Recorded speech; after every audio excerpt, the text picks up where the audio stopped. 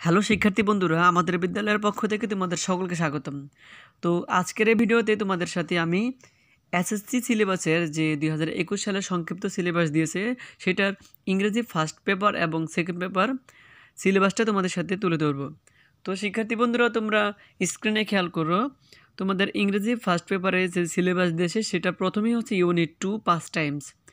তো এখানে বলা হয়েছে learners will be able two, মানে এখান থেকে যা যা শিখতে পারবে সেটা হচ্ছে narrate incidents and event in a logical sequence, participate in conversation discussions and debates, read map charts graph etc. তারপরে শিক্ষার্থী বন্ধুরা দেওয়া আছে ইউনিট থ্রি হচ্ছে ইভেন্টস অ্যান্ড ফেস্টিভ্যাল। তো এখানে বলা হয়েছে learners will be able to talk about events and festivals, ask and answer question and give opinions in a logical sequence, infer meaning from the context। তারপরে unit 4 এখানে বলা হয়েছে are you আওয়ারে বলা হয়েছে ask and tell about problems, seek and give suggestion, listen for specific information, narrate something in writing, read search and do project work। তো শিক্ষার্থী বন্ধুরা তারপরে ইউনিট 5 নেচার অ্যান্ড এনভায়রনমেন্ট, এই অনুচ্ছেদে দেওয়া আছে।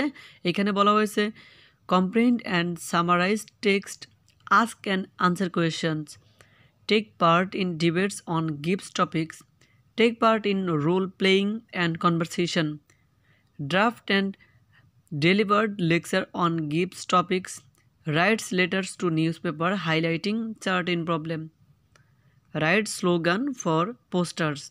তারপর শিক্ষার্থী বন্ধুরা তোমাদের ইউনিট 6 বাদ দিয়ে দিয়েছে। তারপরে ইউনিট 7 হচ্ছে পিপল হু স্ট্যান্ড আউট। এখান থেকে বলা হয়েছে learners will be able to read and understand text through silent reading. তারপরে শিক্ষার্থী বন্ধুরা তোমাদের unit 8 world heritage, learners will be able two, এখানে বলা হয়েছে listen to for specific information, read and understand text through silent reading, ask and answer questions, describe a place. তারপরে শিক্ষার্থী বন্ধুরা তোমাদের ইউনিট 9 বাদ দিয়েছে। ইউনিট 10 হচ্ছে dreams, learners will be able to listen for specific information, participate in conversation and discussion, take and given interviews, complete a guard. তারপর শিক্ষার্থী বন্ধুরা তোমাদের ইউনিট 11 রিনিউয়েবল এনার্জি, এখানে বলা হয়েছে তোমরা শিখতে পারবে describe familiar objects, participate in a conversation and discussion, read intensively and extensively, right formal letters.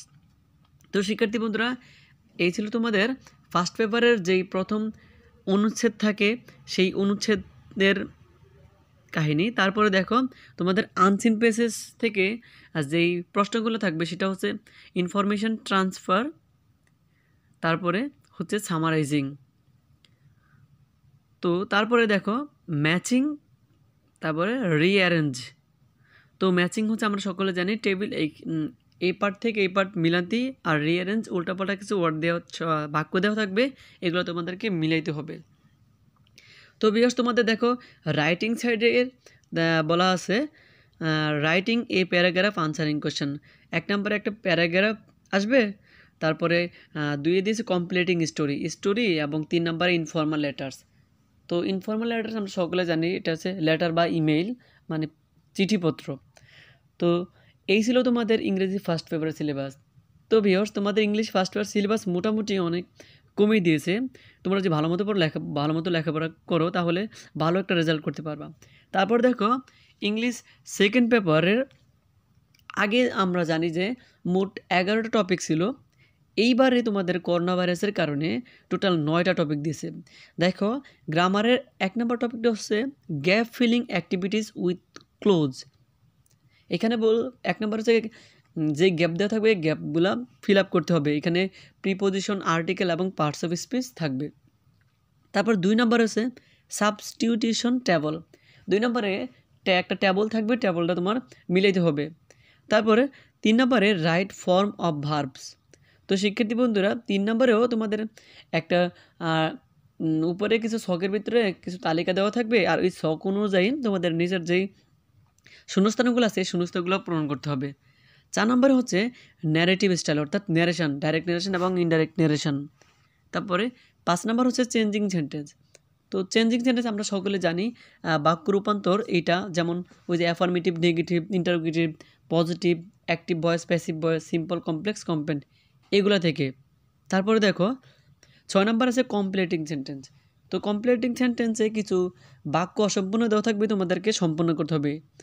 তারপর দেখো 7 নম্বরে সাফিক্স অ্যান্ড প্রিফিক্স।